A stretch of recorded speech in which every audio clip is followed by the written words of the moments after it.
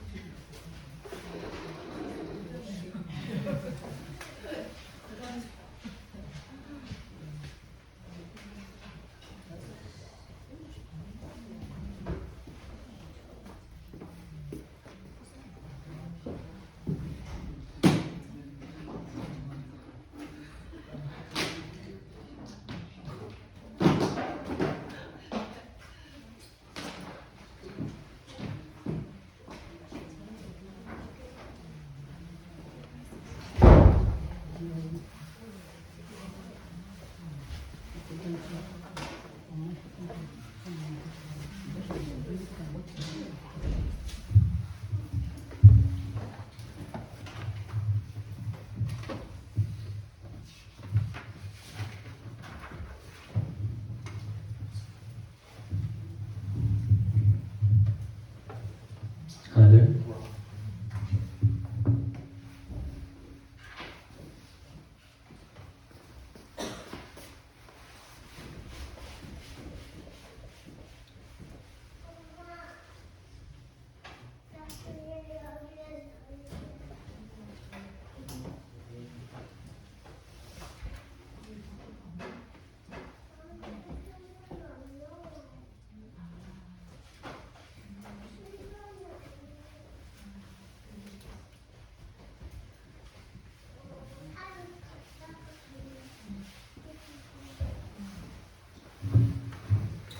네, 모두들 잘 지내셨습니까? 반갑습니다. 우리 기도하고 시작하겠습니다. 살아계신 하나님 아버지 감사합니다. 오늘도 토요일 저희들을 이 자리로 인도하시고 또 말씀을 읽고 또 듣고 또 깨달은 말씀을 순종하기 위하여 결단하는 귀한 시간이 될 수 있도록 주님 도와주시옵소서. 하나님, 저희들이 연약하고 참 많은 것들을 깨닫기에 부족합니다. 그럼에도 하나님이 저희들을 도우시고 지혜를 주시고 우리 마음속에 성령 하나님이 함께 하셔서 이 모든 것들을 잘 감당할 수 있도록 주님 역사하여 주시옵소서. 이 모든 시간을 주님께 맡겨드리면서 살아계신 예수님의 이름으로 기도드립니다. 아멘. 자, 지난주에 이어서 우리가 창세기를 계속해서 살펴보고자 합니다. 지난주에 창세기 1장부터 5장까지 내용을 함께 살펴보았죠. 오늘 우리 두 번째 이과를 한번 살펴볼게요. 이과는 창세기 6장부터 11장까지 내용입니다. 창세기 6장부터 11장까지고요. 혹시 미리 읽어보셨습니까? 혹시 읽으시면서 난 이거 잘 모르겠는데 하는 그런 궁금증 같은 것들이 좀 있었나요? 다 아십니까?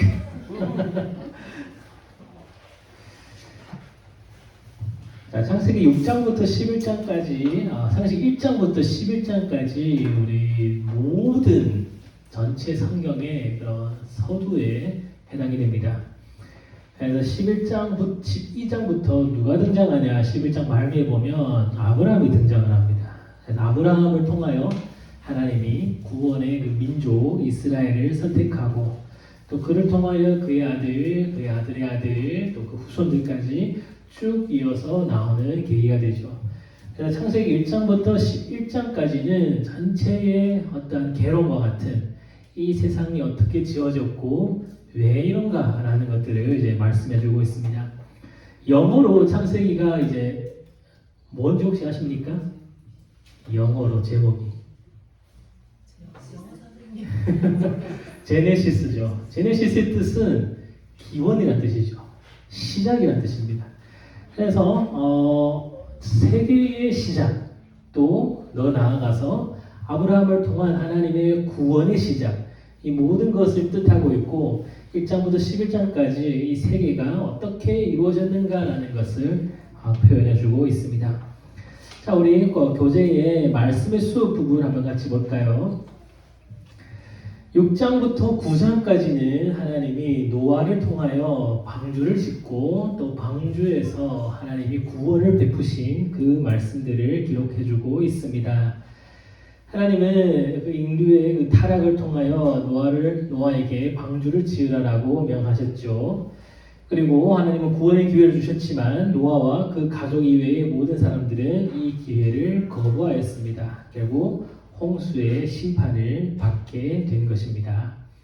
홍수 심판이 끝나고 노아는 가장 먼저 하나님께 제사를 드리고 이 제사를 하나님 받으시고 노아를 새로운 인류의 시작으로 그렇게 명하신 거죠. 그래서 노아에게 복을 주시는데 그 복은 아담과 하와에게 주셨던 그 복과 같은 그런 내용입니다. 생육하고 번성하라 그리고 이 땅을 다스리라라는 그런 복을 약속해 주십니다.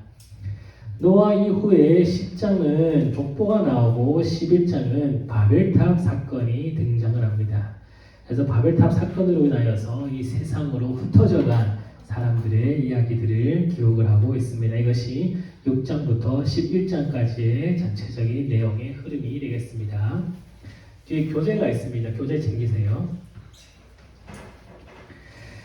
자, 우리 먼저 창세기 6장을 한번 같이 볼게요. 창세기 6장. 자, 6장 1절을 한번 같이 읽어보겠습니다. 성경 창세기 6장 1절과 2절 한번 같이 읽어보세요. 봅시다. 6장 1절과 2절입니다. 시작. 사람이 땅 위에 번성하기 시작할 때에 그들에게서 딸들이 나니 하나님의 아들들이 사람 그 딸들의 아름다움을 보고 자기들이 좋아하는 모든 여자를 아내로 삼는지라. 네, 여기에 두 가지가 등장을 하죠. 하나님의 아들들과 사람의 딸들이라는 두 존재가 등장을 합니다. 여러분 노아의 때에 우리 그 5장 32절을 보면 노아가 등장하잖아요. 노아 때에 이 땅에 인구가 한 얼마쯤 있었을까요? 한 몇 명쯤 있었을까요?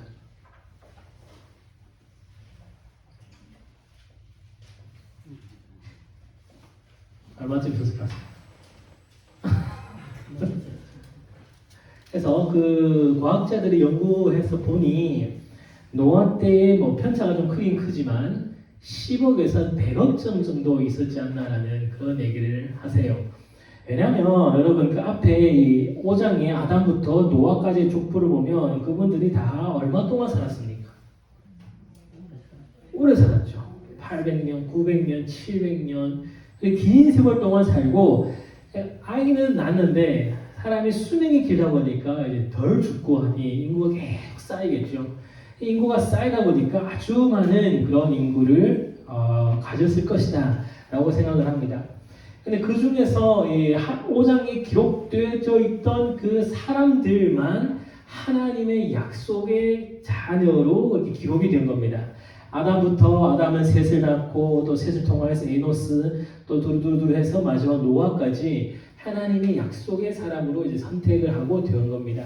그 외에 아담 같은 경우에는 가인과 아벨을 낳고 이제 아벨이 죽임을 당하고 셋을 낳지 않습니까? 그 외에도 수많은 사람들을 낳았을 거예요. 수많은 자녀들을 낳았고 또 그 자녀들도 수많은 자녀들을 낳아서 많은 사람으로 이제 구성이 되었을 겁니다. 그래서 이 1번을 보면 하나님의 아들과 사람들의 딸이라는 이 개념이 나오는데 하나님의 아들은 하나님의 선택받은 그런 족보를 통하여서 세워진 사람들입니다.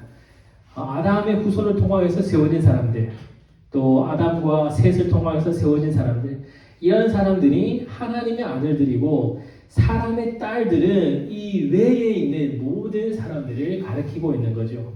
즉 여기서 무엇을 말하냐면 하나님을 믿는 사람들과 또 하나님을 믿지 않은 사람들 사이에 서로 결혼을 하고 가정을 이루고 또 그러한 모습이 이루어졌던 겁니다. 근데 그들이 결혼을 한 가장 중요한 이유를 2절에서 뭐라 말하냐면 하나님의 아들들이 사람의 딸들의 아름다움을 보고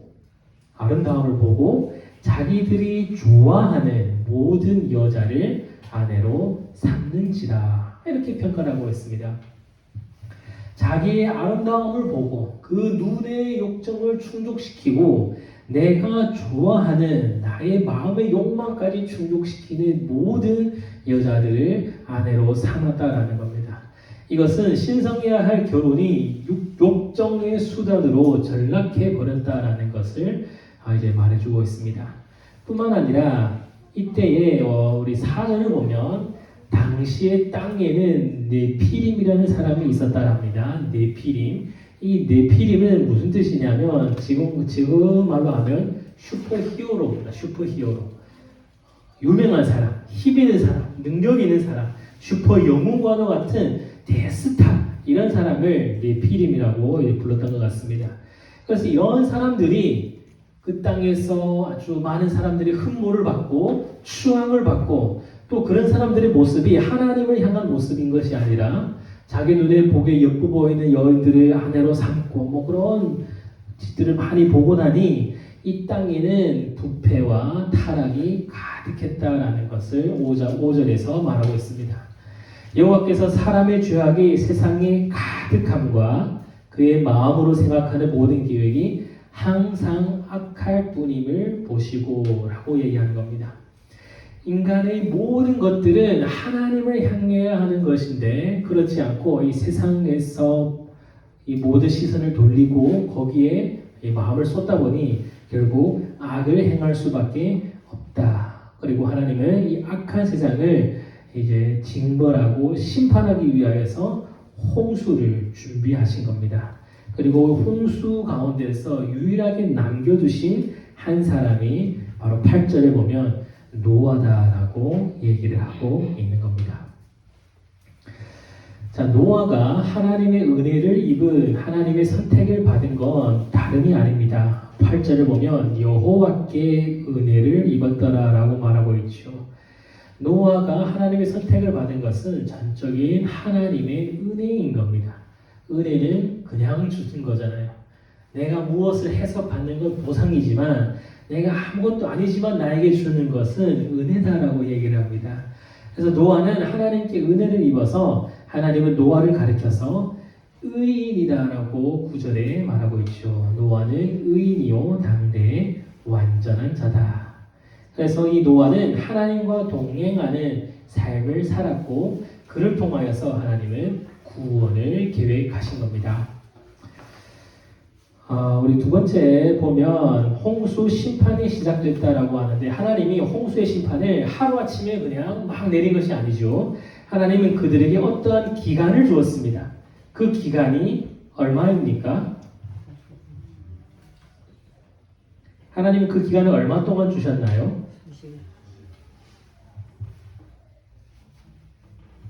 제가 진짜 기억이 안 나네요. 이거 어디 적어놨는데 120년이라고 되어 있지 않습니까?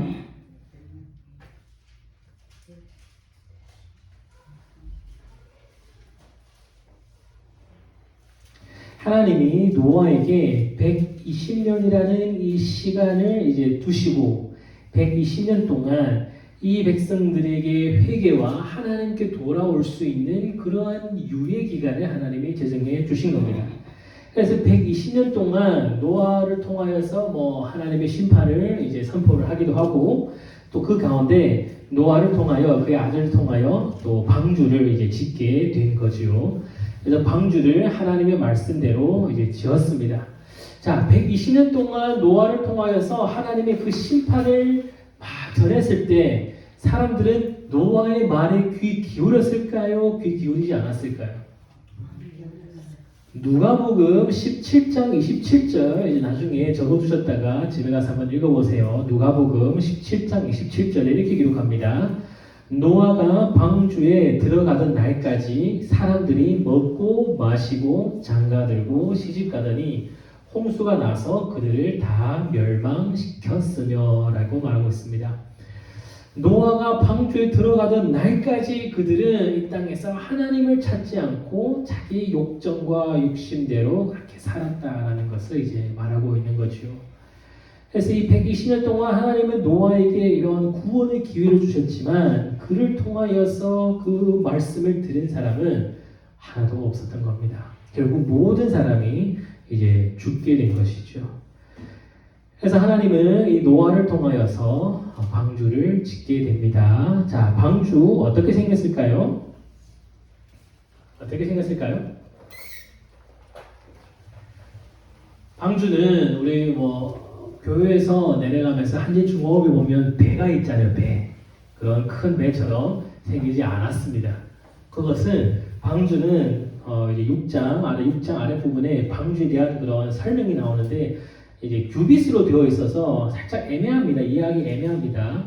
그래서 오늘날 단위로 옮기면 길이는 여러분 머리 상상해 보세요. 길이는 136.8m이고 폭은 22.8, 높이는 13.6m에 달합니다. 길이가 136이고 폭이 22.8입니다. 또 높이는 13.6입니다.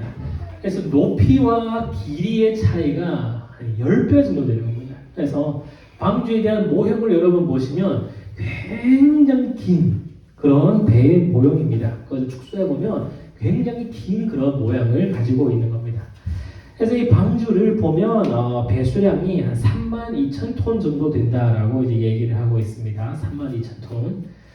부산에서 제주도를 왕복하는 이제 여객선이 있답니다. 그 여객선이 3,000톤 정도래요. 그러니까 여객선보다 10배 정도의 큰 그런 배를 노아가 이제 만든 거죠. 자, 근데 이때 당시에 지난주에 제가 설명을 드렸었나 잘 모르겠지만 비가 내리지 않았습니다. 수백 년 동안 있었겠죠. 수백 년 동안 있었지만 비가 내리지 않았어요. 그래서 왜 비가 내리지 않을 수 있었냐라는 것을 보면 자, 우리 지난주에 천지 창조를 한번 머릿속에 다시 생각해 봅시다. 둘째 날에 이 물 가운데 하나님이 무엇을 만드셨습니까? 무엇을 만들었다고 했습니까? 궁창을 만들었죠. 궁창을 넣어서 궁창 위에 있는 물과 궁창 아래에 있는 물로 이제 나누셨죠. 이 궁창 위에 있는 물이 지구를 이제 빙 둘러싸여 있는 보호막처럼 이제 작용을 했던 겁니다. 궁창 위에 있는 물이. 그래서 이제 태양빛이 이제 물을 통과하면 어떻게 되냐면 전 잘 모르는데 제가 봤던 기억은 태양빛이 이제 물을 통과하면 그 가운데 인체에 해를 끼치는 뭐 자외선이나 뭐 간파선 뭐 이런 것들이 다 사라진대요. 대신 인체에 이제 유익함을 주는 뭐 적외선 이런 것들만 이제 남아서 투과가 된다고 이렇게 얘기를 합니다. 그러니까 이 하늘에 있는 태양빛이 지구를 둘러싸고 있는 물층을 투과하여 인간에게 이제 쏘아나기 때문에 그 빛을 받은 사람이 긴 시간 동안 살 수 있었던 겁니다. 근데 노아 홍수 이후에 이 물이 다 사라진 거죠. 그러니까 노아 홍수 이후에 사람의 수명을 보면 급격하게 줄어듭니다. 쭉쭉쭉 줄어들죠. 그래서 그 이유가 바로 여기에 있다라고 어떤 과학자들은 얘기를 하고, 자, 그러면 이 물 위에 있는 물이 얼마나 많았을까? 하늘을 우리 덮고 있는, 지구를 덮고 있는 물이 얼마나 많았을까라는 겁니다. 어떤 분들은 그것이 구름이다라고 얘기를 하고 있습니다. 구름. 자, 지금 구름은 우리 지구상에 물이 있지 않습니까? 지구상에 있는 물의 한 1% 정도 된다고 해요. 구름에 있는 이 물량은 지구상에 있는 뭐 바다나 호수나 거기에 있는 물량의 한 1% 정도 아주 극소량만 이제 소지하고 있답니다. 그래서 하나님이 뭐 99와 1을 나누면서 이것을 나눴다라고 얘기는 하진 않으셨을 것이고, 그래서 아마 동등하게 나누지 않았을까. 그래서 지구를 둘러싼 물이 굉장히 많지 않았을까라는 얘기를 생각을 듭니다. 그럼 그렇게 많은 물들이 한꺼번에 이제 쏟아진 거죠. 나중에 얘기하겠지만 이번을 보면 홍수가 하늘 문이 열리고 이제 창문들이 열리고 큰 샘들이 터지면서 홍수가 시작됩니다. 그래서 이 물이 차고 넘쳐서 며칠 동안 비가 내렸냐면 40일 동안 비가 내렸습니다. 근데 여러분 한번 생각해 봅시다. 40일 동안 비가 막 내리면 산을 덮을 정도의 그렇게 많은 비가 내릴까요?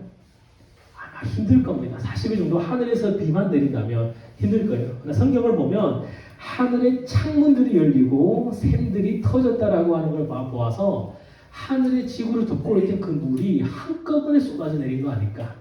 그렇게 그 물들이 쏟아져 내려서 산도 다 덮어버리고 모든 사람들을 다 덮어버리고 쓸어버리는 그러한 일들이 일어나지 않을까 싶습니다. 그래서 지금은 지구를 덮고 있는 그런 물이 없죠. 그 물들이 이제 다 내려와서 이제 지구에 내려왔기 때문에 그렇습니다. 그래서 하나님이 그때에는 비가 내리지 않았지만 노아에게 노아에게 배를 만들라고 했습니다. 그래서 배를 만들라고 해서 노아는 산 중앙에 배를 만들기 시작합니다. 그래서 그 배를 만들 때 얼마나 많은 사람들이 이제 비웃었겠습니까? 이 배는 어디에 쓰는지도 아마 몰랐을 것이고, 배가 산 중앙에 왜 필요한지도 사람들이 이해하지 못하고, 이 바보다 멍청이다라고 아마 비웃지 않았을까 싶어요. 그럼에도 불구하고 노아는 그 아들들과 함께 이 배를 만들었습니다. 하나님의 말씀대로 배를 만들었는데, 이 배에 대한 설명은 나중에 다시 좀 더 이제 디테일하게 하도록 하겠습니다. 자, 배를 만들고 나서 드디어 비가 내립니다. 하늘이 열리고 비가 떨어지고 물이 떨어지고 바닥에서 이제 물이 터져 나오고 해서 모든 사람들이 이제 죽게 되죠. 자, 근데 이 배 안에 무엇이 들어갔냐를 한번 봅시다. 6장 18절입니다. 6장 18절. 6장 18절 보면 이렇게 말합니다. 너는 내 아들들과 내 아내와 내 며느리들과 함께 그 방주로 들어가고, 이것이 1차적으로 방주에 들어간 사람들입니다. 누구 있죠? 노아, 그리고 노아의 3명의 아들들, 그리고 노아의 아내, 그리고 3 아들의 며느리까지 해서 모두 8명이 방주로 들어가게 되는 겁니다. 또 무엇이 들어가냐? 19절 보면 혈육 있는 모든 생물을 너는 각기 암수 한 쌍씩 방주로 이끌어들여 너와 함께 생명을 보존하게 하되, 20절 새가 그 종류대로 가축이 그 종류대로 땅에 기는 모든 것이 그 종류대로 각기 둘씩 내게로 나오리니 그 생명을 보존하게 하라라고 합니다. 그래서 6장 말씀을 보면 혈육 있는 모든 생물이 암수 한 쌍씩 방주로 나와서 20절에 어떤 말이 특별하냐면 그 종류대로라는 말이 있습니다. 종류대로. 모든 동물들이 그 종류대로 노아에게 나와서 노아가 지은 방주 안으로 들어갔다라는 겁니다. 자, 여러분 보세요. 이 다윈이 쓴 종의 기원을 보면 이 세상은 약육강식의, 맞죠? 약육강식의 세상이고, 모든 종은 이 세상을 적응하기 위해서 진화를 한다라고 얘기합니다. 그러나 하나님은 창조와 6장에서 노아의 홍수 방주 안으로 들어질 모든 동물들을 기록할 때 특별히 그 종류대로라는 이 단어를 하나님이 선택을 하시고 말씀하십니다. 즉 모든 동물은 과거의 어떤 모습에서 진화되어 이러한 모습이고 나중에 어떤 모습으로도 진화될 수 있다가 아니고 처음부터 하나님이 그 모습 그대로 만드셨고 보존하셨다라는 겁니다. 뭐 지금은 인류의 그런 자연의 파괴로 인하여서 그 종이 멸종될 수 있는 그런 위험이 있다 하지만 하나님이 태초에 그것을 지으시고 보존하는 것은 그 종류대로 하나님이 행하셨다라는 것을 이제 보여주고 있습니다. 그래서 모든 동물들이 그로 들어왔습니다. 혹시 여기서 뭐 애완개나 견을 키우나 똑같은 거죠. 견이나 묘를 이제 키우는 집 있습니까? 강아지를 강아지는 데리고 와셨죠. 데리고 왔죠. 네, 강아지는 뭐 나름 괜찮죠. 지난주에 제가 뭐 인터넷 잠깐 보다가 집에 말을 키우는 그런 집도 있더라고요. 가정집에. 그래서 그 댓글을 봤는데 댓글에 가장 많은 댓글의 내용이 냄새가 안 나냐. 그 내용이 이제 가득하더라고요. 그러니까 강아지나 고양이나 뭐 작은 거는 괜찮은데 이제 동물이 크면 냄새가 나죠. 그런데 이 노아의 방주를 보면 어떻습니까? 모든 동물들이 거기에 들어 있습니다. 하늘을 나는 새도 거기 있고, 두 발짜리, 네 발짜리도 있고, 벌레들도 있겠죠. 그 외에 엄청 많은 그런 크고 작은 동물들이 가득하다 보니까 이 방주 안은 이 냄새 천지였을 것입니다. 아마도. 우리 상상해보면 그렇지 않겠습니까? 그분들이 노아가 방주 안에서 어떻게 살고 지냈을까를 상상해본다면 그 안은 천국이기보다는 괴로운 그런 모습이지 않을까 저는 그렇게 생각이 됩니다. 자, 그러면 방주에 대해서 한번 살펴봅시다. 방주에 대해서 살펴보고 계속 진행하겠습니다. 자, 방주가 아까 뭐 길이는 130 얼마, 높이는 13점 얼마, 높이는 20 몇 미터 이렇게 제가 얘기를 드렸습니다.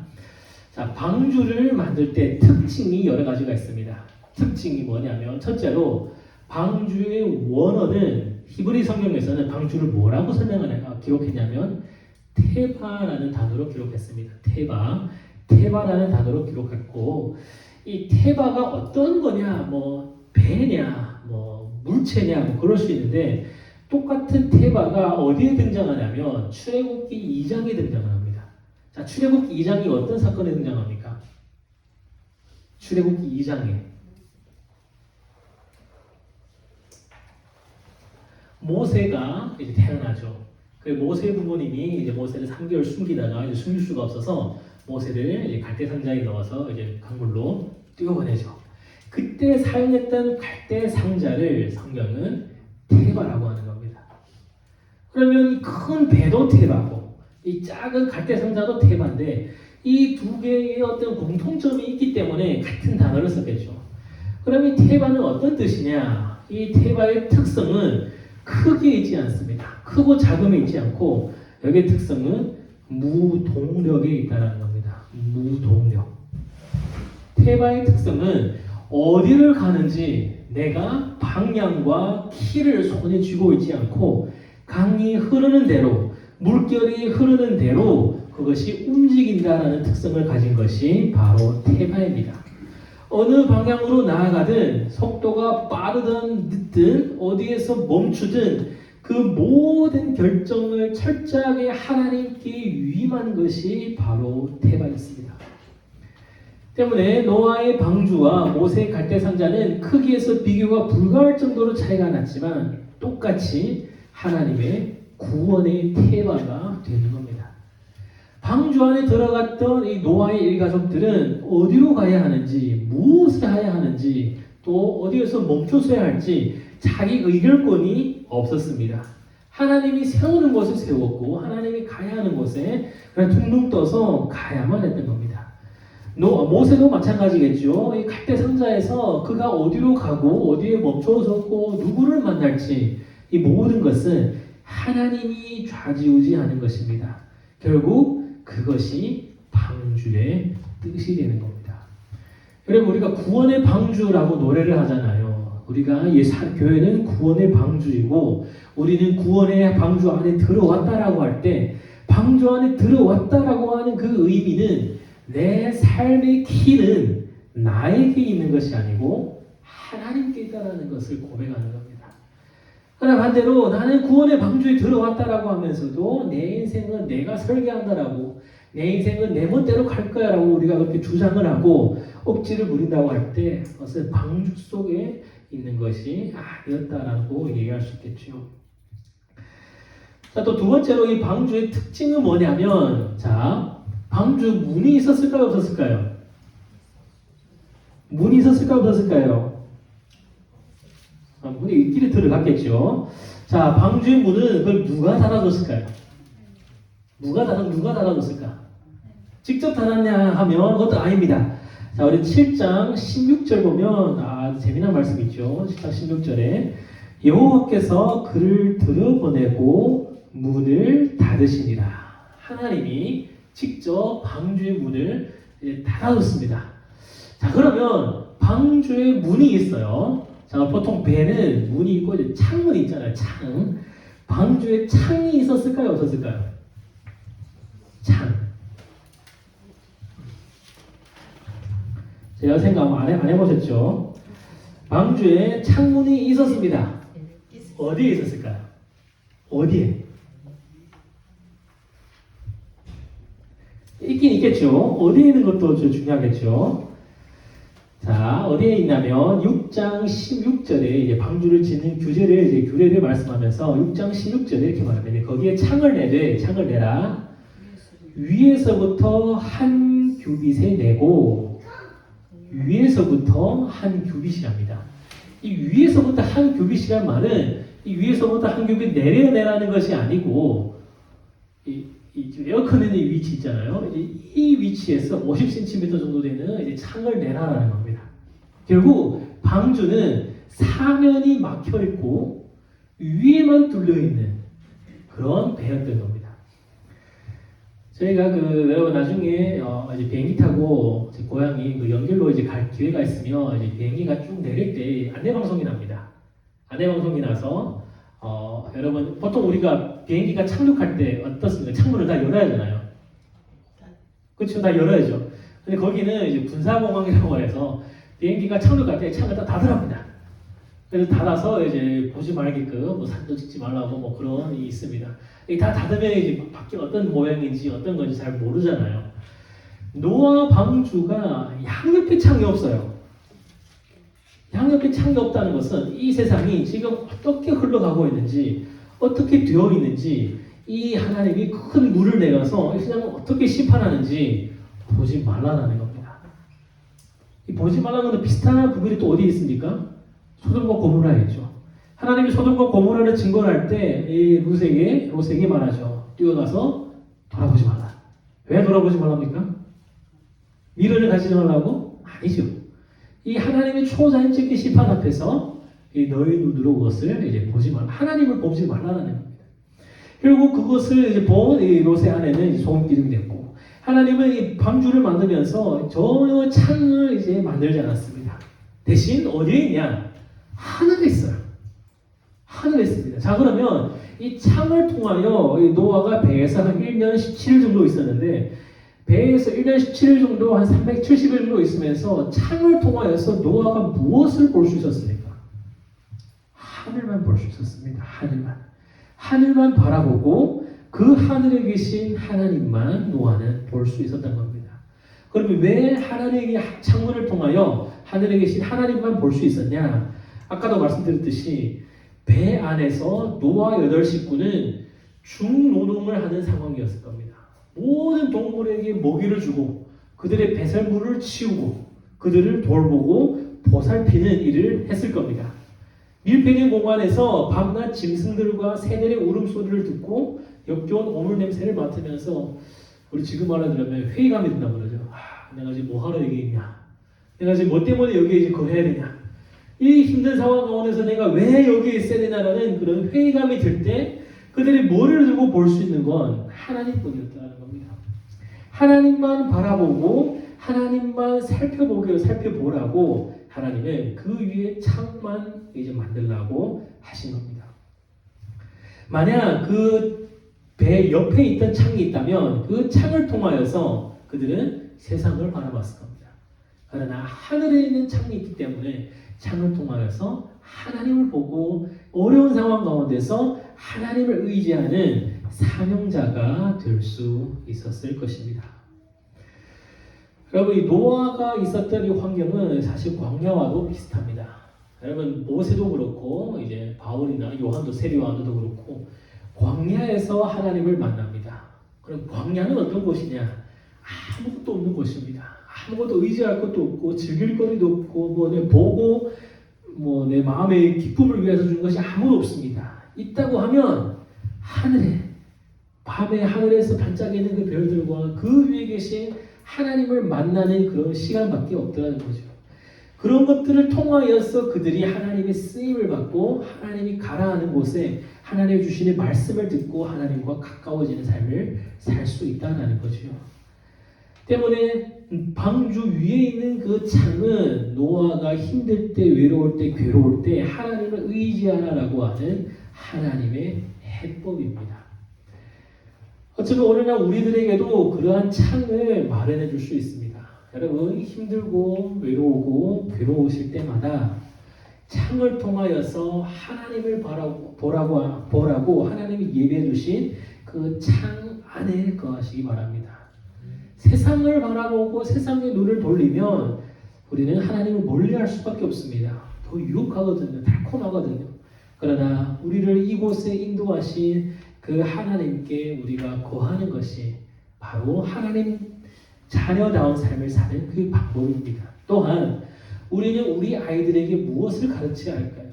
세상을 봐. 이렇게 하더니 잘 살지 않더냐? 서울대 가고 의대 가고 법대 가야 잘 되지 않더냐? 사자 직업을 가져야 너희들의 인생에 후회 없다. 뭐 그런 것들을 가르쳐도 뭐 되긴 하겠지만 우리의 인생의 주인은 내가 아니고 우리는 태바 안에 거하여 어디로 가든지 하나님이 인도하시고 하나님만 바라보는 삶을 살아야 한다는 것을 우리가 몸소 보여주고 그들에게 가르쳐야 할 것입니다. 그것이 부모된 자로서 하나님을 믿는 부모된 자로서 자녀들에게 마땅히 해야 하는 교육인 겁니다. 그래서 노아와 같이 참으로 하나님만을 바라보는 그러한 삶을 사시기를 바랍니다. 제가 이번 해답을 말했나요? 비가 며칠 동안 왔답니까? 40일. 그래서 40일 동안 비가 왔다고 얘기 드렸죠. 자, 우리 3번 한번 같이 봅시다. 그래서 이 비가 다 내리고, 그래서 40일 동안 비가 오고, 이 물이 150일 동안 차 있고, 그리고 그 물이 조금씩 빠져서 이제 300일 때 물이 다 빠진 겁니다. 자, 퀴즈 냅니다. 자, 아까 이 지구를 둘러싼 물이 한꺼번에 다 내려왔다 했잖아요. 지구를 둘러싸는 물이 한꺼번에 다 내려왔을 때, 그 물질 총량의 법칙 인간이 잘 기억 못하냐 뭐 그런 게 있지 않습니까? 이 물은 열이 가면 이제 수증기로 변했다가 수증기가 하늘에서 다시 비로 내리고 막 이렇게 순환한다고 그러잖아요. 자, 그러면 하늘에서 그 많은 물이 떨어졌습니다. 어디에 있을까요? 그 물들이. 그 물들이 지금 어디에 있을까요? 사라지지는 않는다 했지 않습니까? 사라지진 않아요. 대신 어디에 있겠죠? 어디에 있을까요? 지하수. 성경에 이런 기록들이 굉장히 재밌습니다. 왜냐하면 이런 기록들을 그냥 아무나 이제 세우신 것이 아닙니다. 자, 우리 9장 한번 같이 봅시다. 9장. 아니 8장입니다. 8장 22절 봅시다. 땅이 있을 동안에는 심음과 거둠과 그리고 뭡니까? 추위와 더위와 여름과 겨울과 낮과 밤이 쉬지 아니하리라 라고 얘기를 합니다. 하나님이 왜 굳이 이런 말을 하셨을까? 왜냐하면 노아 홍수 이전에는 거둘 필요도 없고 심을 필요 거둘 필요도 있었겠죠. 추위, 더위, 여름, 겨울이 없었습니다. 아까 얘기했죠. 그 물이 지구를 덮고 있었기 때문에 이 지구 안에 있는 온도는 사람들이 살기에 아주 적합한 이런 따뜻한 그런 날씨였고 모든 것들이 이런 하나님이 지어준 순정의 느낌 그대로 있지만 노아 홍수 이후에 이 겨울이 생기고 여름이 생기고 추위가 생기고 더위가 생기는 이런 지금과 같은 이런 이제 날로 이제 변했다라는 겁니다. 그래서 하나님이 이 물들을 다 바람을 통해서 그것을 다 보냈습니다. 어디로 보냈냐? 남극과 북극에 보면 큰 빙산들이 있잖아요. 그래서 그 빙산들이 이제 과학자들이 얘기로는 그때 당시 이 물들이 위아래로 쫙 갈라지면서 이루어진 빙산이고, 그래서 그 빙산이 지금 온도가 높아져서 좀 녹아내리고 있잖아요. 녹아내리면 지금 어떤 현상이 납니까? 차오르고 뭐 함몰될 수도 있고 그런 경우가 있는 거죠.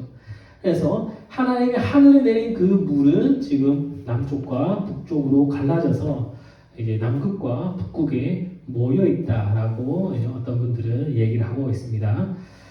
저도 그런 걸 공부를 하고 보니까 그렇다라는 겁니다. 그래서 설명을 드리고 아마 그렇지 않을까라고 저는 생각을 합니다. 근데 지난주에 얘기 드렸듯이 성경에서 굳이 디테일하게 기록하고 있지 않은 것들은 우리가 잘 알 수가 없어요. 그래서 아마 이렇지 않을까라고 우리가 추측을 하는 것들이 할 뿐이고 그 위에 것들은 이제 나중에 우리가 천국 가서 좀 디테일하게 한번 알아보도록 하겠습니다. 자, 3번 한번 같이 봅시다. 3번. 홍수 이후에 홍수가 끝났죠. 이제 방주에서 노아가 나옵니다. 제일 먼저 무엇을 하냐면 단을 쌓고 제사를 드립니다. 그렇죠? 20절, 8장 20절, 창세기 8장 20절 노아가 여호와께 제단을 쌓고 모든 정결한 짐승과 모든 정결한 새 중에서 제물을 취하여 번제로 제단에 드렸더니 노아가 홍수가 끝나자마자 그가 이 땅에 나와서 뭘 하냐? 하나님께 예배를 드린 겁니다. 그렇죠? 예배를 드렸습니다. 제사를 드려 예배를 드렸다라는 겁니다. 자, 앞서 얘기 드렸듯이 노아 가족은 방주 안에서 참 쾌활한 삶을 살지는 못했습니다. 열악한 상황 속에서도 하나님만 의지하여서 그렇게 살았습니다.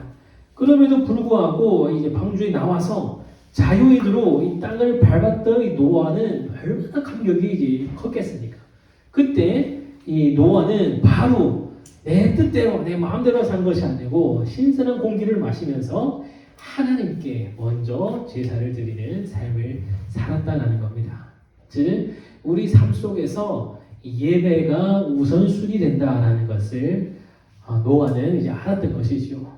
왜냐하면 예배를 통하여 우리와 하나님 사이의 관계가 이제 회복이 되는 겁니다. 완전하게 회복되지는 않더라도 이 예배를 통하여서 그 관계의 회복을 이제 의미하고 있습니다. 때문에 제사를 드리고 예배를 드리는 겁니다. 우리가 제사를 드린다라고 하는 건 모든 동물들도 할 수 있는 그것이 아닙니다. 제사를 드리는 것은 하나님이 영을 우리에게 부어주신, 생기를 부어주신 영의 존재인 인간만 할 수 있는 겁니다. 짐승과 인간의 본질적인 차이가 바로 예배에 있다는 거죠. 때문에 우리는 이런 예배를 통하여서 예배를 우선시하고 예배를 먼저 함으로 하나님과의 이런 관계를 이루어가는 그런 삶을 사셔야 되지 않나 생각을 합니다. 여러분들은 예배를 어떻게 드리고 있습니까? 잘 드리고 있습니까? 우리는 주일에 다양한 예배를 여러 번 드립니다. 공예배도 드리고, 우리 교육부서 섬기신 분들은 교육부서 예배도 드리고, 오후 이제 예배도 드리고, 집에서 가정예배도 아마 드리고, 그러시겠죠. 이 모든 예배는 사실 우리가 하나님께 드리는 어떠한 제스처입니다. 하나님께 우리의 마음을 드리고, 또 우리의 육신을 드리고, 시간을 드리고, 정력을 드리고, 이런 모든 것이 예배라는 것을 통하여서 나타나고 하나님이 받으시는 거죠. 때문에 모든 예배에 우리의 마음을 다 쏟고 우리의 모든 것을 쏟지 않으면 안 되는 겁니다. 내가 예배 자리에 있지만 이 예배를 내가 소홀히 하고 이 예배의 시간에 내가 귀뚱으로 여기고 그렇게 보낸다면 굉장히 우리는 많은 것들을 낭비하는 그런 모습인 겁니다. 때문에 예배를 항상 우선순위를 놓으시고 예배를 소중히 여기시는 여러분 되시길 바랍니다. 자, 9장을 넘어와서 9장의 아랫부분에 보게 되면 노아의 어떤 실수가 나타납니다. 9장 18절부터 보면 이제 노아가 나오고 그 아들들이 나오고 거기에 가나안이라는 이제 함의 아들이 등장을 합니다. 20절에 노아가 농사를 시작하여 포도나무를 심었고 포도주를 마시고 취하여 그 장막 안에서 벌거벗은지라. 그래서 이 가나안이 참 재밌죠. 기록을 한번 보세요. 21절까지 노아가 벌거벗은지라라고 이제 기록을 하고 있습니다. 그래서 22절에 누가 그것을 보았습니까? 누가 벌거벗은 아버지 노아를 봤습니까? 함이 봤죠. 그런데 그냥 함이라면 될 것을 왜 하필 가나안의 아버지 함이라고 그랬을까요?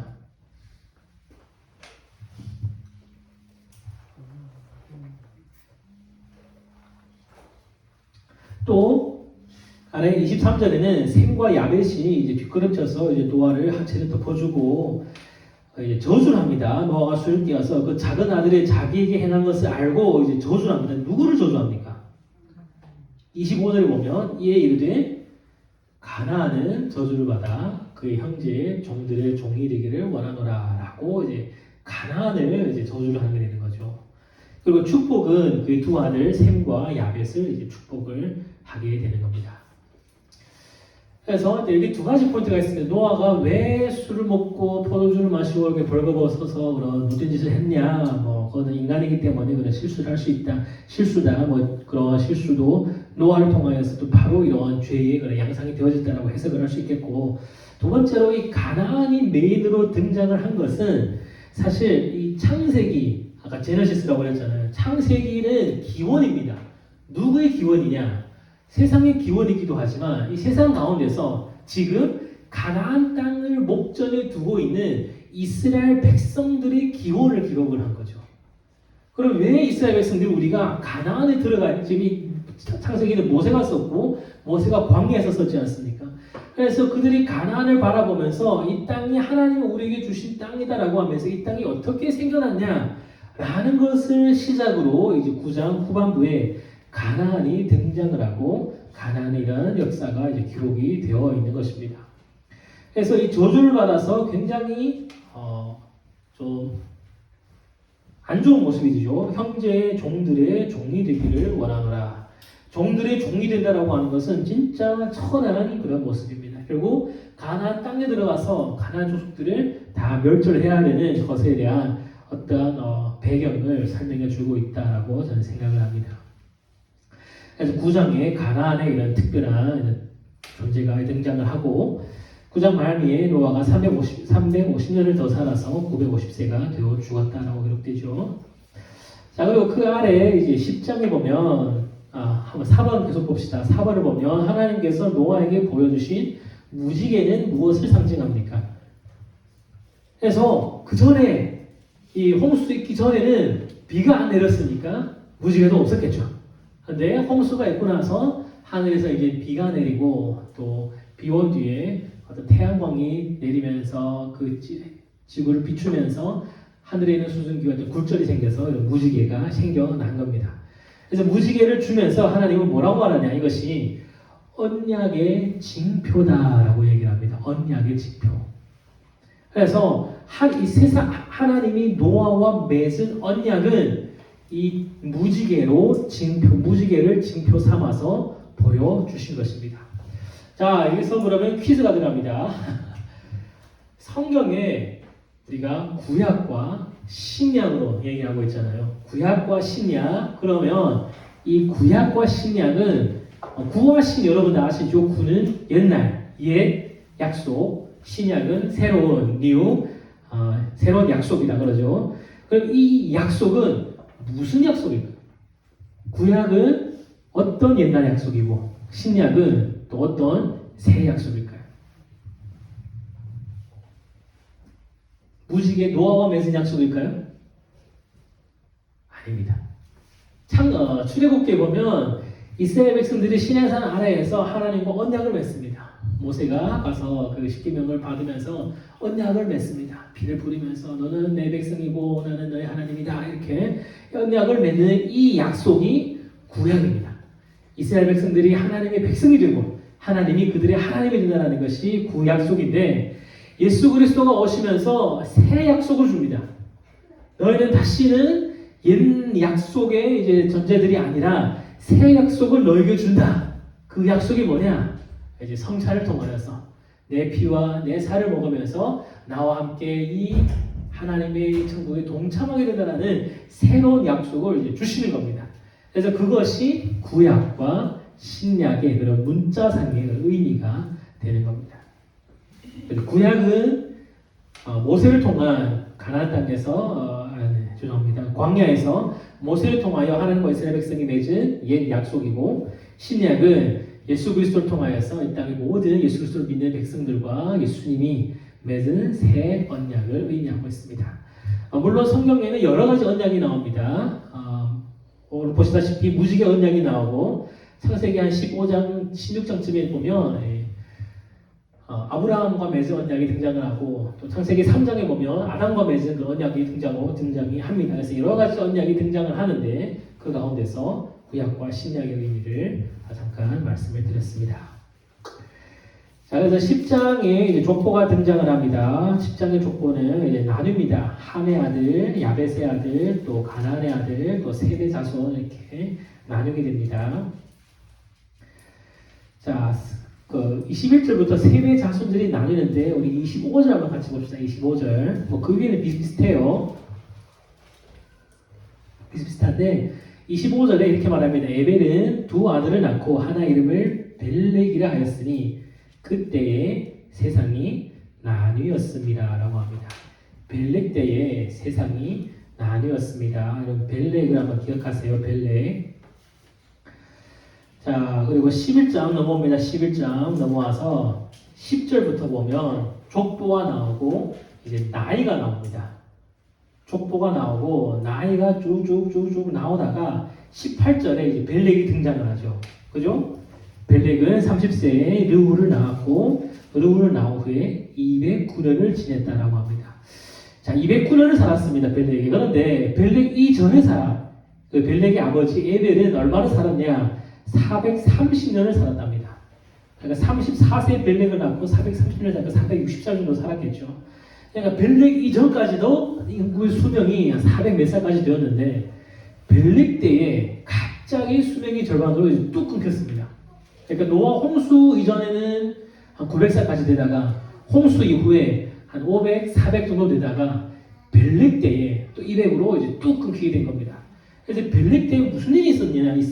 10장을 보면 벨렉 때에 세상이 나뉘었다라고 얘기를 합니다. 이 세상이 나뉘었다라고 하는 것은 11장에 나오는 이제 바벨 사건을 얘기하고 있습니다. 11장을 보면 사람들이 이제 바벨탑을 쌓습니다. 자, 바벨탑을 왜 쌓았죠?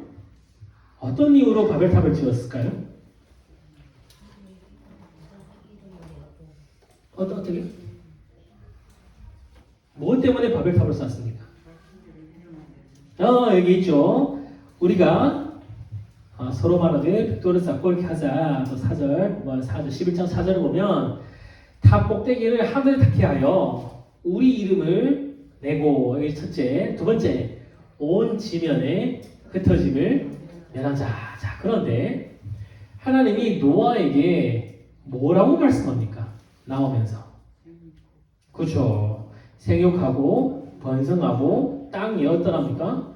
충만 땅이 가득하다고 합니다. 9장 7절에 하나님이 노아에게 주신 약속이고 명령입니다. 너희는 생육하고 번성하며 땅에 가득하라. 땅에 가득하기 위하여서는 흩어져야겠죠. 그런데 사람들은 흩어짐을 면하기 위하여서 높은 바벨탑을 쌓습니다. 즉 사람들이 바벨탑을 지은 것은, 하늘 높이 바벨탑을 지은 것은 이를 통하여서 하나님의 이름을 이제 하나님의 말씀에 불순종하고 공공연히 거역하는 그런 모습으로 바벨탑을 쌓은 것입니다. 결국 하나님이 땅에 흩어져라고 하는 그 말씀을 지키지 않기 위하여 그들은 바벨탑을 지었죠. 그래서 그 바벨탑이 하늘 꼭대기까지 쌓았을까요? 못 쌓았을까요? 하나님이 내비두지 않아도 아마 쌓지는 못했을 겁니다. 그러나 그런 시도 자체가 하나님이 악하게 이제 보았다라는 겁니다. 자, 바벨탑을 어디에 쌓았습니까, 이분들이? 11장에 보면 시날 평지라고 되어 있죠. 자, 시날 평지는 성경에 시날이 이제 또 한 군데 더 등장합니다. 어디에 등장합니까? 그렇죠. 제가 설교했다고 얘기했나요? 아간이, 여호수아서에서 아간이 이제 범죄할 때 예쁜 외투를 하나 숨깁니다. 그 외투를 뭐라고 말하냐면 시날의 외투라고 합니다. 시날. 그래서 지금 우리가 지금 형편으로 비유를 하면 미제가 아닐까, 미국제. 시날이라는 것은 이제 미국과도 같이 사람들이 이제 향방하는 그런 곳이었고, 그곳에서 또 만든 왜 그러냐, 시날이라는 것은 평지라다 보니까 사람들이 많이 모이고 많이 발전을 하는 그런 곳이었을 것입니다. 그래서 그곳에서 이제 높은 탑을 쌓으려고 하는데 하나님이 이 탑을 무너뜨리는 어떤 방법이 있습니다. 그것은 뭐냐면 언어를 이제 혼잡하게 하는 겁니다. 언어가 혼잡해졌다라고 하는 것은 그들이 서로 말하는 얘기를 이제 알아듣기 힘들다라는 겁니다. 자, 초등부에서 이거 시범을 했는데 여기서 시범을 하겠습니다. 네, 우리가 언어가 달라지면 사실 의사소통이 되지 않잖아요. 소통이 안 되면 협업을 하기도 어렵습니다. 그래서 서로 언어가 같은 사람들끼리 모아서 그들이 이제 원하는 곳으로 다 흩어진 겁니다. 네, 흩어져 갔죠. 흩어져 갔고 드디어 하나님의 말씀대로 온 땅에 가득한 그런 모습을 갖게 되는데, 이때에 아까 10장의 족보를 보면 이 벨렉이라는 사람이 태어나서 있을 그때인 겁니다. 그리고 그때에 사람들이 막 흩어져 가면서 이제 수명이 절반으로 이제 뚝 나뉘어지게 되는 그런 것을 이제 보게 됩니다. 이제 왜 절반으로 나누었을까라고 하는 것에 대한 해답은 저는 잘 모르겠습니다. 여러 가지 어려움이 있을 수도 있고, 언어가 다르고 내 땅이 생기다 보니까 서로 싸움이 일어날 수도 있고, 또 질병이 창궐했을 수도 있고, 그럴 수도 있겠죠. 그래서 이로 인하여서 이제 언어가 달라지고 사람들이 서로 나뉘어지게 되었다라는 것입니다. 자, 그러면 이 나뉘어졌던 언어들이 하나로 다시 회복되는 사건이 일어납니다. 그것이 뭘까요? 서로 다른 언어를 하는 사람들이 다 알아듣게 되는 그런 사건이 있었어요. 그것이 뭐죠? 오순절. 성령을 임했더니 그들이 서로 자기 말이 아닌 다른 나라의 방언으로 막 얘기를 합니다. 나는 그 나라 말을 모르는데 막 얘기를 하는 거죠. 그러니까 성령이 임했더니 성령이 나타나신 표적 중에 하나가 언어를 하나로 통일하는 겁니다. 결국 언어를 그들이 하나님을 대적하고 교만하여서 하나님의 말씀을 거역했을 때 하나님이 언어를 혼잡하게 하고 언어를 나누었지만 그들이 성령 하나님을 받아서 하나님의 복음을 전할 때에 하나님은 그 언어를 하나로 다시 만들어 주셨던 것입니다.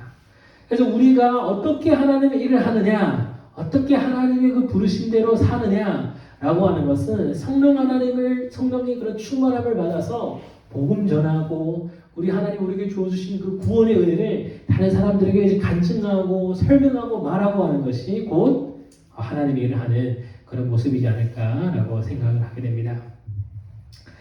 그래서 11장 이제 넘어와서 마지막에 족보에 보면 이제 아브라함이 등장을 하죠. 자, 아브라함이 등장을 하는데 사실 여러분 우리가 아브라함이 하나님 부름을 받아서 가나안으로 갔다라고 하지만 사실 11장에 보면 아브라함이 가는 것이 아니고 11장 31절에 보면 데라입니다.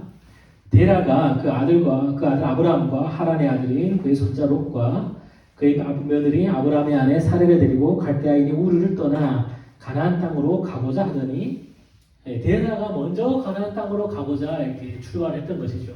근데 갔지만 거기에서 이제 도착을 못하고 하란이라고 하는 곳에 이제 머물게 되는 겁니다. 그곳에서 얼마 동안 살다가 이제 죽게 되는 거죠. 그래서 12장에 넘어와서 하나님이 아브라함에게 이제 친척과 내 친척과 아버지 집을 떠나서 두 가지로 얘기하잖아요. 고향과 친척과 아버지 집이 지금 아브라함에게 있어서는 좀 다른 곳인 거죠. 고향은 갈대아인의 우르이고 또 아버지 집은 아버지가 계셨던 그 하란이 아닐까. 그래서 아브라함이 살았던 그 곳들을 떠나서 하나님이 보여주시는 그곳으로 이제 가라라고 하나님이 아브라함에게 말씀하지 않았나라고 생각이 듭니다. 이것이 12장의 내용이고 다음 주에 살펴보도록 하겠습니다. 자, 여기까지 11장의 내용이 혹시 질문 있습니까?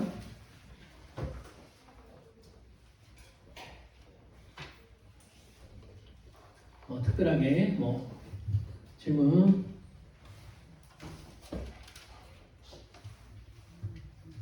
아브라함도 직접적인 그 아담의 후손 아브라함도 직접적인 어떤 것? 아담의 그렇죠.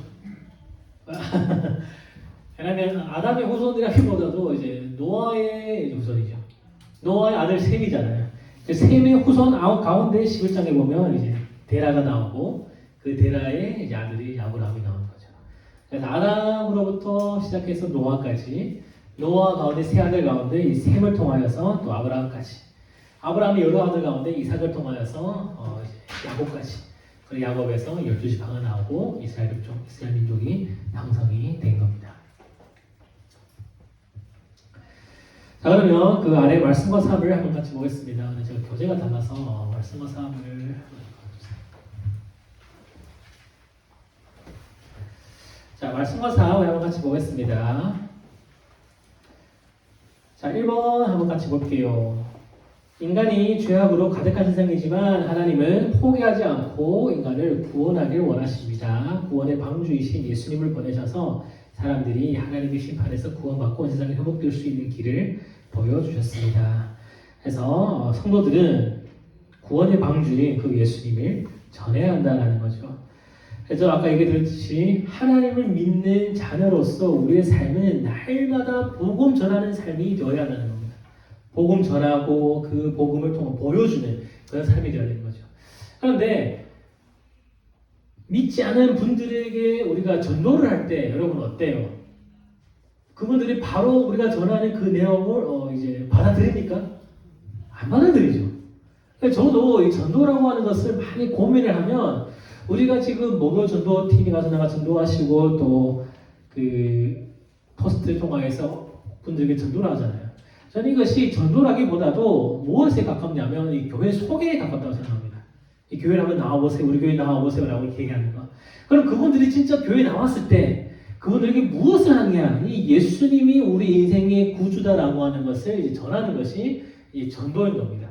근데 이 과정이 이 생각처럼 그냥 우리가 하면 되지라고 하기 쉽지는 않아요. 이 전 과정이 타이밍도 중요하고 그분의 마음도 중요하고 여러 가지 환경도 참 중요합니다. 그래서 이 전체적으로 이것을 진행하는 것이 쉽지는 않습니다. 자, 그런데 우리가 그분들에게 확실하게 전할 수 있는 한 가지 방법이 있어요. 그것은 구원의 예수님 안에 거하는 여러분들이 예수님 안에 구원을 얻은 여러분들의 삶을 보여주는 겁니다. 안 믿지 않은 분들은 교회 안에서 여러분들이 드린 예배를 볼 리가 없습니다. 목사님이 전하는 말씀을 아무리 유튜브가 요즘 많이 발달해도 그걸 들을 수가 없어요. 대신 그분들이 보는 것은 있습니다. 바로 여러분들의 삶을 보는 거죠. 나는 예수님을 믿는데 내 어머니는 내 엄마는 예수를 믿지 않아요. 그러면 그분에게 우리의 삶을 보여주면서 예수님을 전할 수 있는 겁니다. 아, 예수 믿었더니 우리는 이런 삶을 산다.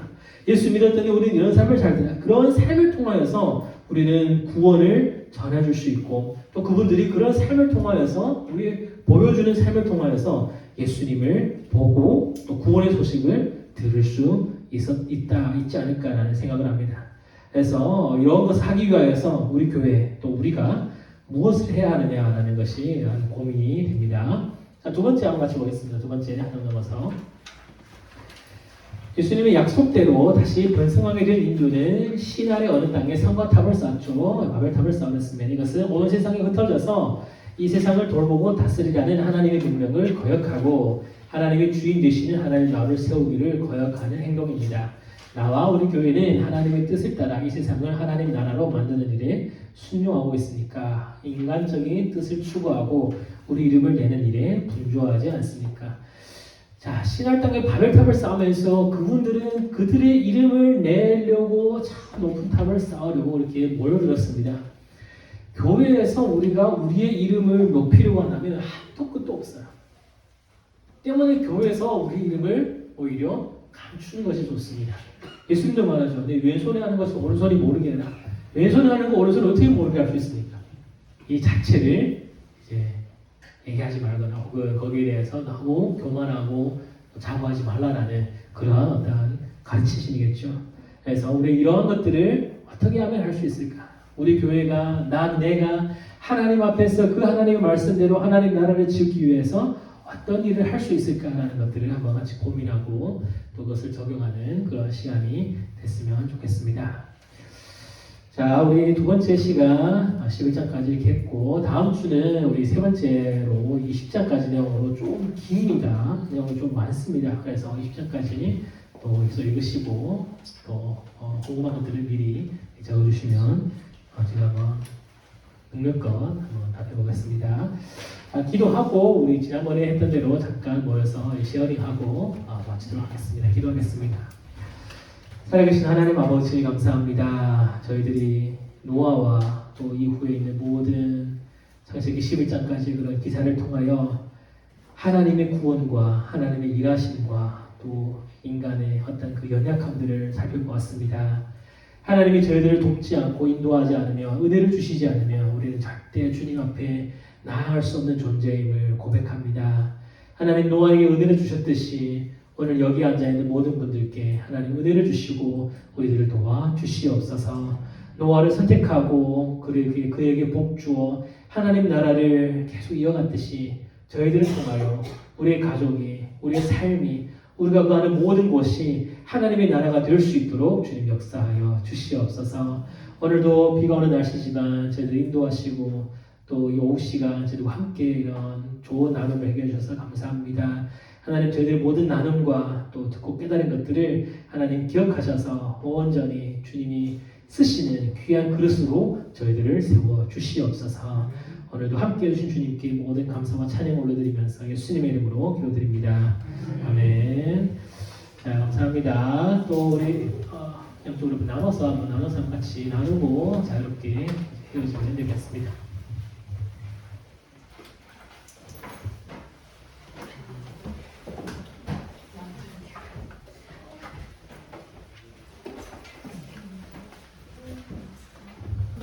강기철 집사님 그 지금 수술 때문에 오늘 못 나오셨습니다. 그래서 다리의 핀을 이제 뽑는 그런 수술을 이제 하신다고 합니다. 그래서 여러분 끝나실 때마다 우리 장 집사님 위해서 기도해 주시고 많은 치유가 되도록 참 함께 기도하고 또 그랬으면 좋겠습니다.